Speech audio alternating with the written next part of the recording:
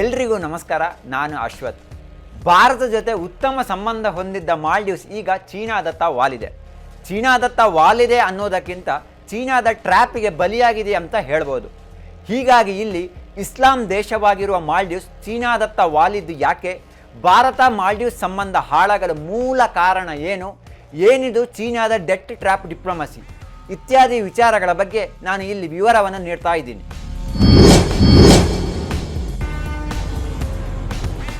ಭಾರತದ ಜೊತೆ ಮಾಲ್ಡೀವ್ಸ್ ಕಿರಿಕ್ ಯಾಕೆ ಅನ್ನೋದನ್ನು ತಿಳ್ಕೊಳ್ಳುವ ಮೊದಲು ಮಾಲ್ಡೀವ್ಸ್ ಎಲ್ಲಿದೆ, ಅಲ್ಲಿನ ಜನರು ಯಾರು ಅನ್ನೋದನ್ನು ಮೊದಲು ನಾವು ತಿಳ್ಕೊಳ್ಳೋಣ. ಸಣ್ಣ ದ್ವೀಪ ರಾಷ್ಟ್ರವಾದ ಮಾಲ್ಡೀವ್ಸ್ ಅನ್ನು ಹಿಂದೆ ರಾಜರು ಆಳ್ತಾ ಇದ್ರು. ನಂತರ ಅಶೋಕನ ಅವಧಿಯಲ್ಲಿ ಮಾಲ್ಡೀವ್ಸ್ನಲ್ಲಿ ಬೌದ್ಧ ಧರ್ಮ ಪ್ರಸಾರವಾಯಿತು. 12ನೇ ಶತಮಾನದಲ್ಲಿ ಅಲ್ಲಿನ ರಾಜ ಮುಸ್ಲಿಂ ಧರ್ಮಕ್ಕೆ ಮತಾಂತರವಾದ ನಂತರ ಈ ದೇಶ ನಿಧಾನವಾಗಿ ಇಸ್ಲಾಂ ರಾಷ್ಟ್ರವಾಗಿ ಬದಲಾಯಿತು. 2021ರ ಜನಗಣತಿಯ ಪ್ರಕಾರ ಮಾಲ್ಡೀವ್ಸ್ನಲ್ಲಿ ಹತ್ತಿರ 5.5 ಲಕ್ಷ ಜನರಿದ್ದಾರೆ. ಈ ಪೈಕಿ 98% ಜನ ಮುಸ್ಲಿಮರೇ ಇದ್ದರೆ 0.3% ಕ್ರೈಸ್ತರಿದ್ದಾರೆ.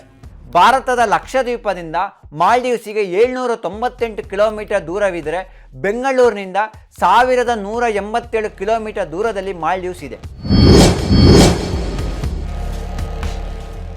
ಮಾಲ್ಡೀವ್ಸ್ ಮೊದಲಿನಿಂದಲೂ ಭಾರತದ ಸ್ನೇಹ ದೇಶವಾಗಿತ್ತು.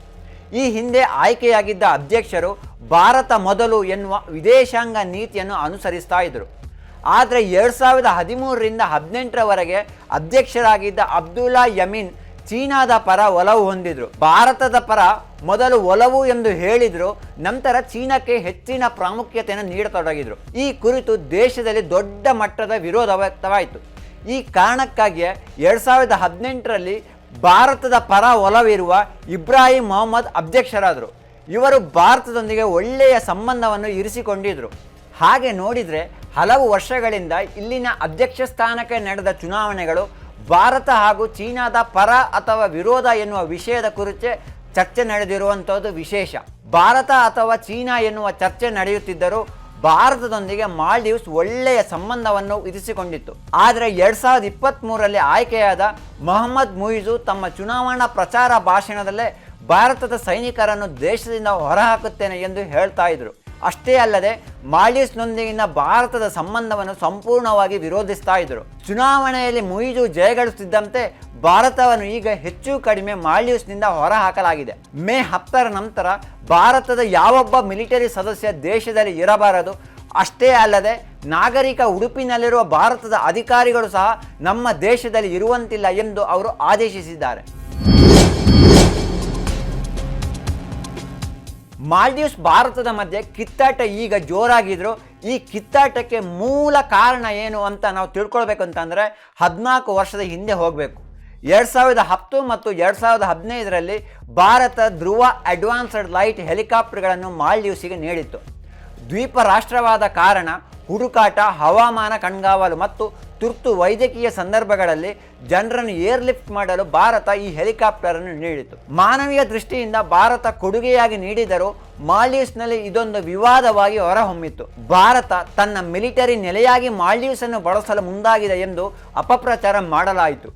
ಈ ಸಂದರ್ಭದಲ್ಲಿ ಅಲ್ಲಿದ್ದ ಮಾಲ್ಡೀವ್ಸ್ ಸರ್ಕಾರ ಈ ವಿಚಾರವನ್ನು ಸರಿಯಾಗಿ ನಿಭಾಯಿಸುವಲ್ಲಿ ವಿಫಲವಾಗಿತ್ತು. 2020ರಲ್ಲಿ ಇಂಡಿಯಾ ಔಟ್ ವಿಚಾರ ಜೋರಾಗಿ ಚರ್ಚೆಯಾಯಿತು.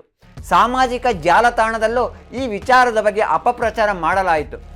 ಇಂಡಿಯಾ ಔಟ್ ಪ್ರಚಾರಕ್ಕೆ ಚೀನಾ ಹಿಂದುಗಡೆಯಿಂದ ಬೆಂಬಲ ಸಹ ನೀಡಿತು. ಅಂತಿಮವಾಗಿ ಭಾರತದ ವಿರೋಧಿಯಾಗಿರುವ ಮೊಹಮ್ಮದ್ ಮುಯಿಜು ಅಧ್ಯಕ್ಷರಾಗಿ ಆಯ್ಕೆಯಾದರು. ಪ್ರಧಾನಿ ನರೇಂದ್ರ ಮೋದಿ ಅವರು ಜನವರಿಯಲ್ಲಿ ಲಕ್ಷದ್ವೀಪಕ್ಕೆ ಭೇಟಿ ನೀಡಿದರು.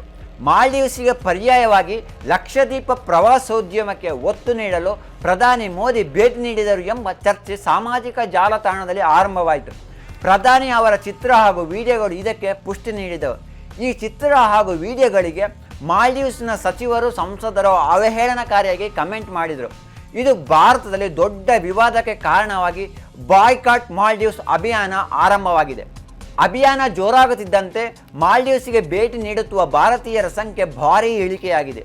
ಕಳೆದ ವರ್ಷದ ಮಾರ್ಚ್ ವೇಳೆ 41,054 ಮಂದಿ ಮಾಲ್ಡೀವ್ಸ್ಗೆ ಭೇಟಿ ನೀಡಿದರೆ ಈ ಮಾರ್ಚ್ ವೇಳೆ 27,224 ಮಂದಿ ಮಾತ್ರ ಭೇಟಿ ನೀಡಿದ್ದಾರೆ. ಕಳೆದ ವರ್ಷಕ್ಕೆ ಹೋಲಿಸಿದರೆ ಭಾರತೀಯ ಪ್ರವಾಸಿಗರ ಸಂಖ್ಯೆ 33%ನಷ್ಟು ಕಡಿಮೆಯಾಗಿದೆ. ಮೊದಲ ಸ್ಥಾನದಲ್ಲಿದ್ದ ಭಾರತ ಈಗ 6ನೇ ಸ್ಥಾನಕ್ಕೆ ಕುಸಿದಿದೆ. ಸಮುದ್ರ ಮಾರ್ಗಗಳ ಬಗ್ಗೆ ತಿಳಿದವರಿಗೆ SLOC ಅಂದರೆ ಏನು ಅಂತ ಗೊತ್ತಿರುತ್ತೆ. ಸೀ ಲೈನ್ಸ್ ಆಫ್ ಕಮ್ಯುನಿಕೇಷನ್ ಅಂದರೆ ಬಂದರುಗಳ ನಡುವಿನ ಪ್ರಾಥಮಿಕ ಕಡಲು ಮಾರ್ಗಗಳ ವಿವರಿಸುವಂಥ ಪದ. 2 ಬಂದರುಗಳ ಮಧ್ಯೆ ಸುಲಭವಾಗಿ ಹಡಗುಗಳು ಸಂಚರಿಸಲು ಸಿದ್ಧಗೊಳಿಸಲಾದ ಮಾರ್ಗ. ಸಮುದ್ರದಲ್ಲಿ ಕೆಲವೊಂದು ಕಡೆ ದೊಡ್ಡ ಬಂಡೆಗಳು ಇರುತ್ತವೆ, ಕೆಲವೊಂದು ಕಡೆ ಮಂಜುಗಡ್ಡೆ ದ್ವೀಪಗಳು ಇರುತ್ತವೆ. ಈ ಜಾಗಗಳನ್ನು ತಪ್ಪಿಸಿ ಒಂದು ಮಾರ್ಗವನ್ನು ಮಾಡಲಾಗಿದೆ. ಈ SLOC ವ್ಯಾಪಾರಿ ಹಡಗುಗಳಿಗೆ ಮತ್ತು ನೌಕಾಪಡೆಗಳಿಗೆ ಬೇಕೇ ಬೇಕು. ಇಡೀ ವಿಶ್ವದಲ್ಲಿ ಹಿಂದೂ ಮಹಾಸಾಗರದಲ್ಲಿ ಯಾರು ವ್ಯಾಪಾರದ ಹಿಡಿತವನ್ನು ಸಾಧಿಸ್ತಾರೋ ಅವರು ವಿಶ್ವದ ವ್ಯಾಪಾರದಲ್ಲಿ ಹಿಡಿತ ಸಾಧಿಸ್ತಾರೆ ಎಂಬ ಮಾತಿದೆ.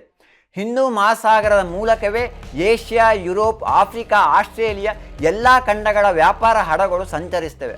ವಿಶ್ವದ 3ನೇ 2 ತೈಲ ಸಾಗಾಣಿಕೆ, 3ನೇ 1 ಭಾಗ ಬಲ್ಕ್ ಕಾರ್ಗೋ ಟ್ರಾಫಿಕ್, ವಿಶ್ವದ ಅರ್ಧದಷ್ಟು ಕಂಟೈನರ್ ಹಡಗುಗಳು ಈ ಹಿಂದೂ ಮಹಾಸಾಗರದ ಮೂಲಕವೇ ಸಂಚರಿಸ್ತವೆ. ಯಾವುದಾದರೂ ಒಂದು ದೇಶ ಯುದ್ಧ ಅಥವಾ ಬೇರೆ ಯಾವುದೇ ಸಂದರ್ಭದಲ್ಲಿ SLOCಯನ್ನು ಬಂದ್ ಮಾಡಿದರೆ ಬೇರೆ ದೇಶಗಳ ಹಡಗುಗಳ ಸಂಚಾರ ಬಂದ್ ಆಗುತ್ತೆ, ಬಹಳ ಕಷ್ಟ ಆಗುತ್ತೆ. ಈ ಹಿಂದೆ ಹೌತಿ ಉಗ್ರರು ಕೆಂಪು ಸಮುದ್ರದಲ್ಲಿ ಹಡಗುಗಳ ಮೇಲೆ ದಾಳಿ ಮಾಡಿದಾಗ ಅದರ ಪರಿಣಾಮ ಏನು ಅನ್ನುವಂಥದ್ದು ಈಗಾಗಲೇ ಗೊತ್ತಾಗಿದೆ. ಈ ಹಿಂದಿನ ವಿಡಿಯೋದಲ್ಲಿ ನಿಮಗೆಲ್ಲ ಈ ವಿವರಗಳನ್ನು ತಿಳಿಸಲಾಗಿದೆ. ಹಿಂದೂ ಮಹಾಸಾಗರದಲ್ಲಿ ಮಾಲ್ಡೀವ್ಸ್ ಮೂಲಕ ಹಡಗುಗಳು ಸುರಕ್ಷಿತವಾಗಿ ಸಂಚರಿಸಬಹುದು. ಈ ಕಾರಣಕ್ಕೆ ಮಾಲ್ಡೀವ್ಸ್ ಮೇಲೆ ಈಗ ಚೀನಾ ಕಣ್ಣು ಹಾಕಿದೆ. ಈಗ ಚೀನಾ ದ್ವೀಪ ದೇಶಕ್ಕೆ ಉಚಿತ ಸೇನಾ ನೆರವಿನ ಘೋಷಣೆ ಮಾಡಿದೆ. ಈ ಕುರಿತು 2 ದೇಶಗಳು ಒಪ್ಪಂದಕ್ಕೆ ಸಹಿ ಹಾಕಿವೆ. ಚೀನಾದ ಸೇನಾ ನೆರವು ಯಾವ ರೀತಿ ಇರಲಿದೆ ಎಂಬುದನ್ನು ಉಭಯ ದೇಶಗಳು ಇಲ್ಲಿಯವರೆಗೂ ಬಹಿರಂಗಪಡಿಸಿಲ್ಲ.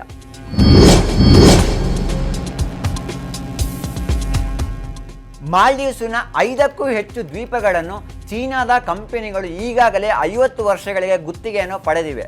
ಮಾಲೆ ಸಮುದ್ರ ಸೇತುವೆ ಅಭಿವೃದ್ಧಿ ಯೋಜನೆ ವೆಚ್ಚದ 50% ಹಣವನ್ನು ಚೀನಾವೇ ಭರಿಸಿದೆ. ಅಷ್ಟೇ ಅಲ್ಲದೆ 50% ವೆಚ್ಚವನ್ನು ಸಾಲದ ರೂಪವಾಗಿ ನೀಡಿದೆ. ಚೀನಾ ಮಾಲ್ಡೀವ್ಸ್ ಸ್ನೇಹ ಸೇತುವೆ, ವಿಮಾನ ನಿಲ್ದಾಣ ನವೀಕರಣ, ಮನೆಗಳ ನಿರ್ಮಾಣ ಸೇರಿದಂತೆ ಹಲವು ಮೂಲಸೌಕರ್ಯ ಯೋಜನೆಗಳಿಗೆ ಚೀನಾ ಸರ್ಕಾರ ಬಿಲಿಯನ್ ಗಟ್ಟಲೆ ಡಾಲರ್ ಹಣವನ್ನು ಮಾಲ್ಡೀವ್ಸ್ನಲ್ಲಿ ಹೂಡಿಕೆ ಮಾಡಿದೆ. ಮಾಲ್ಡೀವ್ಸ್ ಮತ್ತು ಚೀನಾದ ಸಂಬಂಧ ಈಗ ಆರಂಭವಾಗಿದಲ್ಲ. 1975ರಿಂದಲೇ ಚೀನಾ ಮಾಲ್ಡೀವ್ಸ್ನಲ್ಲಿ ಹೂಡಿಕೆ ಮಾಡಲು ಆರಂಭಿಸಿದೆ. ವ್ಯಾಪಾರ ಮಾರುಕಟ್ಟೆಯನ್ನು ವಿಸ್ತರಿಸುವ ನೆಪದಲ್ಲಿ ಆರಂಭಿಸಿರುವ ಒನ್ ಬೆಲ್ಟ್ ಒನ್ ರೋಡ್ ಯೋಜನೆ ಮೂಲಕ ಚೀನಾ ಈಗ ಇಡೀ ವಿಶ್ವವನ್ನೇ ಆಳಲು ಮುಂದಾಗ್ತಾ ಇದೆ. ಈ ಯೋಜನೆಗೆ ಈಗ 10 ವರ್ಷ ಪೂರ್ಣಗೊಂಡಿದೆ. ಸರಳವಾಗಿ ಹೇಳುವುದಾದರೆ ರಸ್ತೆ, ರೈಲು, ಹಡಗಿನ ಮೂಲಕ ವಸ್ತುಗಳನ್ನು ಸಾಗಿಸಲು ಆರಂಭವಾದ ಯೋಜನೆ ಇದು.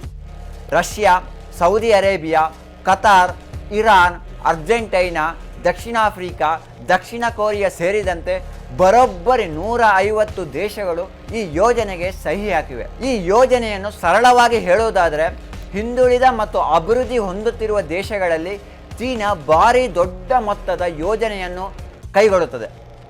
ಸಾಲ ಪಾವತಿ ಆಗದೇ ಇದ್ದಾಗ ಆ ಯೋಜನೆಯನ್ನೇ ಸಂಪೂರ್ಣವಾಗಿ ಸ್ವಾಧೀನಪಡಿಸಿಕೊಳ್ಳುತ್ತೆ. ಚೀನಾ ಪಾಕಿಸ್ತಾನ ಎಕಾನಮಿಕ್ ಕಾರಿಡಾರ್ ಹೆಸರಿನಲ್ಲಿ ಪಾಕ್ ಸಾಲ ಪಡೆದುಕೊಂಡಿತ್ತು. ಸದ್ಯ ಅಂದಾಜು $30 ಬಿಲಿಯನ್ ಹಣವನ್ನು ಪಾಕಿಸ್ತಾನ ಚೀನಾಗೆ ಪಾವತಿ ಮಾಡಬೇಕಾಗಿದೆ. ಚೀನಾ ಹಣವನ್ನು ಪಾವತಿ ಮಾಡಲು ಕನಿಷ್ಠ 40 ವರ್ಷ ಬೇಕಾಗಬಹುದು ಎಂದು ಅಂದಾಜಿಸಲಾಗಿದೆ. ಶ್ರೀಲಂಕಾದ ಹಂಬಂತೋಟ ಬಂದರನ್ನು ಚೀನಾ ಸರ್ಕಾರ ಅಭಿವೃದ್ಧಿಪಡಿಸಿದರೂ ನಿರೀಕ್ಷಿತ ಪ್ರಮಾಣದಲ್ಲಿ ಲಾಭವಾಗಿಲ್ಲ. ಸಾಲ ಮರುಪಾವತಿ ಕಷ್ಟವಾಗುತ್ತಿರುವ ಹಿನ್ನೆಲೆಯಲ್ಲಿ 2017ರಲ್ಲಿ 99 ವರ್ಷಗಳ ಕಾಲ ಚೀನಾದ ಮರ್ಚೆಂಟ್ ಪೋರ್ಟ್ ಹೋಲ್ಡಿಂಗ್ಸ್ಗೆ ಲೀಸ್ ನೀಡಲಾಗಿದೆ. ಪಾಕಿಸ್ತಾನ, ಶ್ರೀಲಂಕಾ ಮಾತ್ರವಲ್ಲ, ಕೀನ್ಯಾ, ದಕ್ಷಿಣ ಆಫ್ರಿಕಾ, ಉಗಾಂಡ, ಮಲೇಷ್ಯಾ ಸೇರಿದಂತೆ ಹಲವು ದೇಶಗಳು ಸಾಲದ ಸುಳಿಯಲ್ಲಿ ಸಿಲುಕಿದೆ. ಈ ಕಾರಣಕ್ಕೆ ಒನ್ ರೋಡ್ ಒನ್ ಬೆಲ್ಟ್ ಈಗ ಡೆಟ್ ಟ್ರ್ಯಾಪ್ ಡಿಪ್ಲೊಮಸಿ ಎಂದೇ ಕುಖ್ಯಾತಿ ಪಡೆದಿದೆ. ಚೀನಾದಿಂದ ಭಾರಿ ಪ್ರಮಾಣದಲ್ಲಿ ಸಾಲ ಪಡೆದಿರುವ ಮಾಲ್ಡೀವ್ಸ್ ಸಂಕಷ್ಟದಲ್ಲಿದೆ ಎಂದು ಈಗಾಗಲೇ ಅಂತಾರಾಷ್ಟ್ರೀಯ ಹಣಕಾಸು ನಿಧಿ ಎಚ್ಚರಿಸಿದೆ. ಇದೇ ರೀತಿ ಸಾಲ ಪಡೆದರೆ ದೇಶ ದಿವಾಳಿಯಾಗಬಹುದು, ಈಗಲೇ ಎಚ್ಚೆತ್ತುಕೊಳ್ಳಬೇಕು ಎಂದು ಸಲಹೆಯನ್ನು ಸಹ ನೀಡಿದೆ. ಪ್ರವಾಸೋದ್ಯಮವೇ ಮಾಲ್ಡೀವ್ಸ್ನ ಆರ್ಥಿಕ ಶಕ್ತಿ.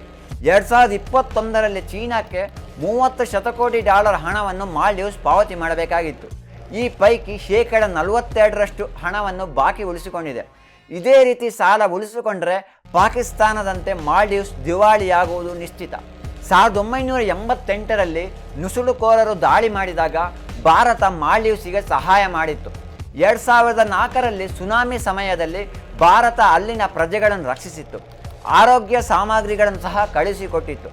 2014ರಲ್ಲಿ ರಾಜಧಾನಿ ಮಾಲೆಯಲ್ಲಿ ನೀರಿನ ಬಿಕ್ಕಟ್ಟು ಎದುರಾದಾಗ ನಗರಕ್ಕೆ ಭಾರತ ವಿಮಾನದ ಮೂಲಕ ನೀರಿನ ಪ್ಯಾಕೆಟನ್ನು ಕಳುಹಿಸಿಕೊಟ್ಟಿತ್ತು.